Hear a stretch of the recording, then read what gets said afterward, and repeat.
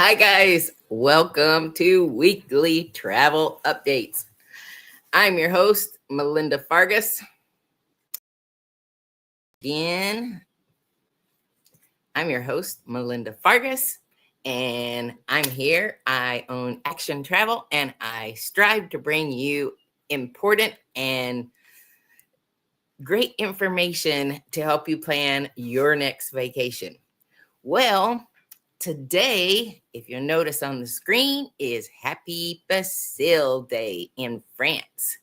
And I posted just a few YouTube videos on my Facebook page, my personal Facebook page, Melinda Fargus.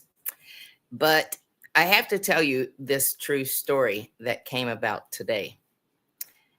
My friend, Vivian Sweat, and if you don't know her, go check her out. She's there today. They were smoldering hot, and she said, I tell you, I don't know what brought me here this time of year, but here she is with her mom and some friends. But what was so funny was they were walking in the weather today, and they wanted to get down to the Eiffel Tower before the fireworks began.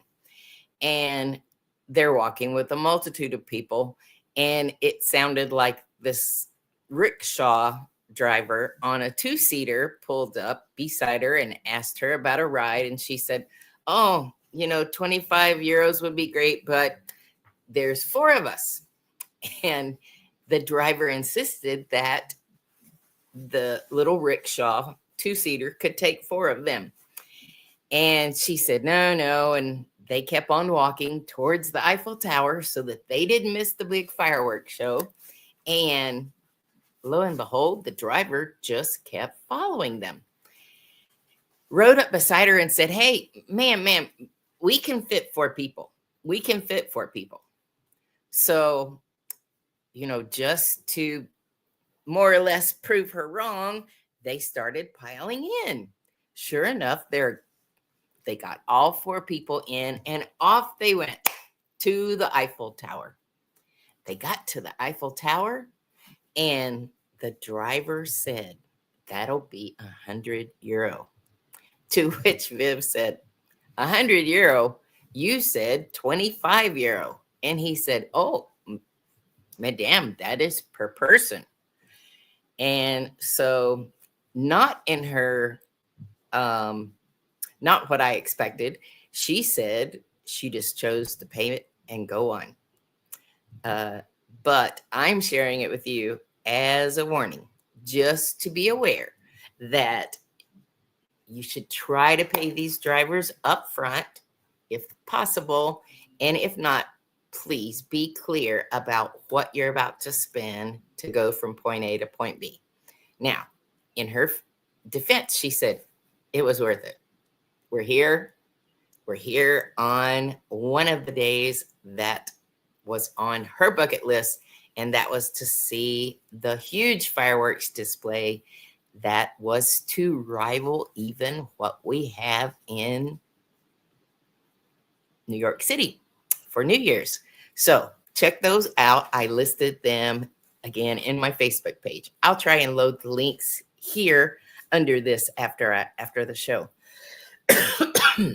Well, we've had another week of dramatic weather. We are up to 4 storms that are 1,000-year historic storms across the U.S. alone. We have Texas, Florida, which was not a hurricane. These are storms. Vermont, and the greater Atlanta area all have seen significant flooding, with not only losses of life, but of infrastructure and just the way people are having to live daily until things are improved.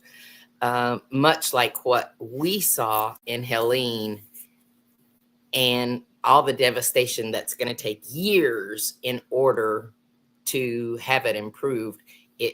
these other states are going to live with that significant amount of infrastructure in the coming days, weeks, months, and likely years. It's not just us, but millions in a monsoon season in Pakistan have seen the same kind of flooding. The pictures reveal much of what we experience, and they're even less prepared with the infrastructure. Turkey has seen the same, but where the loss of life and infrastructure has been equally as bad has been South Korea and Germany, Belgium, and China.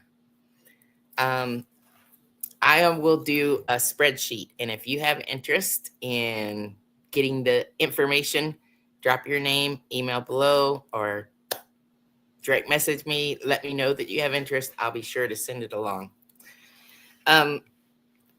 Where are the events happening this fall that you can still book? I know that people are booking closer and closer in to departure, and it seems to be happening all over through talking to other travel agent friends of mine. I mean, just this past week, we completed reservations for an AAU basketball team, and they're going up to Chicago to compete in a 5-day event that starts next week. Go Titans.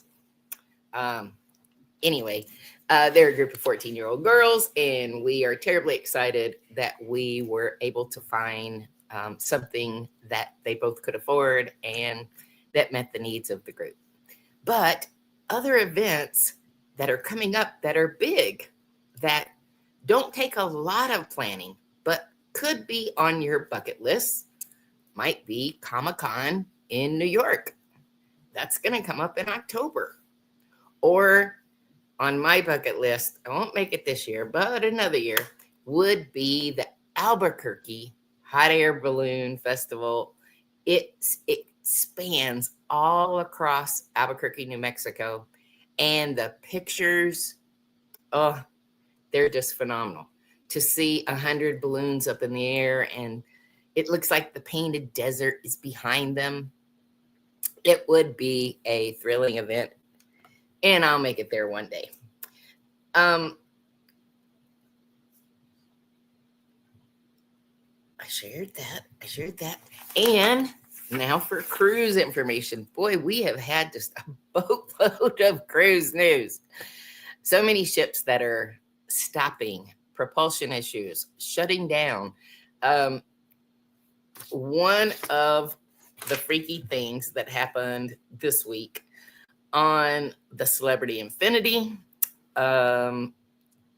they were stuck in Turkey, and it was a sailing that should be returning back into Athens. They will make it. The propulsion issues are repaired, but to be stuck in Turkey with your massive cruise ship unable to leave, well, that might cause you a tiny bit of stress. On the NCL Star, they had a total blackout this week at night or in the evening, shortly after dinner, after the late dining dinner. So most people got fed, but a total blackout. No air conditioning, no lights, no toilets, no food service. It went on for hours. These are not the only ones. The same kind of propulsion issues happened to the Serenade of the Seas in Alaska. That's right, Royal Caribbean. The ship was stuck with propulsion issues, and they had to miss the Icy Strait Point port. Now, I feel like that's a very cool port because there's not a lot of commercial buildings. That's where you can go down into a local Indian reservation in Icy Strait. And They've upscaled or redid the main salmon canning facility. And while it looks great on the inside, it's not a new build, with metal, and it looks like it fits there. Anyway, I hate that they're going to miss it there. If you are thinking Alaska and it's on Royal Caribbean, check and make sure what your ship's propulsion issues may or may not have been. Okay, then Symphony of the Seas had 2 catastrophes this year. Now, this is a big ship, mega ship, and just weeks ago, the Symphony of the Seas has a deck that has an aquarium. It's glass all over the ceiling, and you can sit out in a lounger like you're sitting in the sun without having to be in the outside with the heat or the cold. Well, one of the crew members noticed that a glass above some of the area that people were laying out at, that it was cracking. And he immediately got people out of the way just before this huge piece of glass came down, crashing to the floor and all over the floor. This week, there was another panel of glass in that same ceiling of glass frames, and it completely shattered. It didn't break. They did get people out from underneath it, but it didn't hit the floor. Just 2 instances. Be aware of these things. Think about when you're choosing the right spot. Look around. Look around and make sure that it's all good. Okay, and then one of the notes that I failed to mention was when the captain came on to Harmony of the Seas, which lost, power, lost AC. The captain said, "We're having issues. Maybe don't use the elevator." I'm sorry. There are 20 floors on Serenade of the Seas.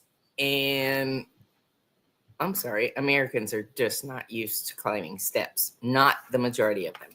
But I just had to laugh when the captain said, maybe not use the elevators. Okay.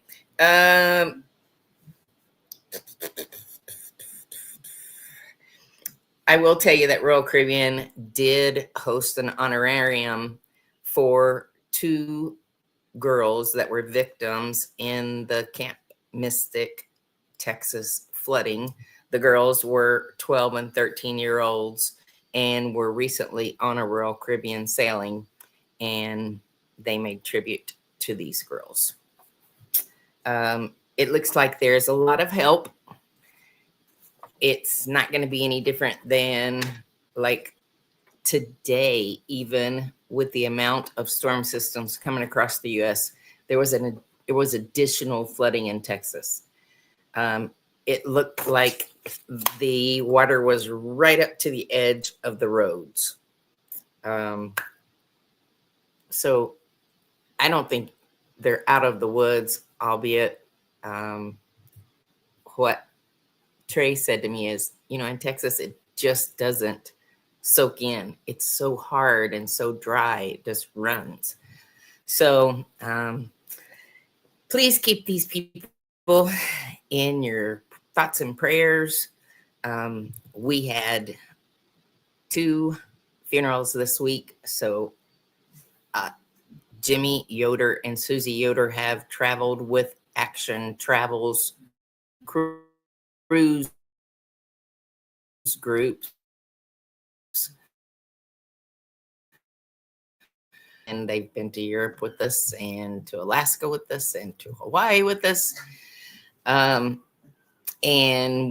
we buried Susie on Friday. So I ask your prayers for Jimmy Yoder. And then a personal friend of mine, Daniel Carter, my friends who watch us out in California. This is John's younger brother. John went to check on him and couldn't get him to the door, and he had passed away. So please pray for Doreen Carter, his mom, and the Carter family, and all that are out there in Arkansas. Okay, thank you for watching tonight, and I appreciate your feedback. Reach out to me with your travel stories, and if there's a special event that you're looking to go to, I bet we can help you out with that. Remember now, without a travel agent, you're on your own. I'm Melinda Fargas with Action Travel, and I look forward to serving you. Ciao.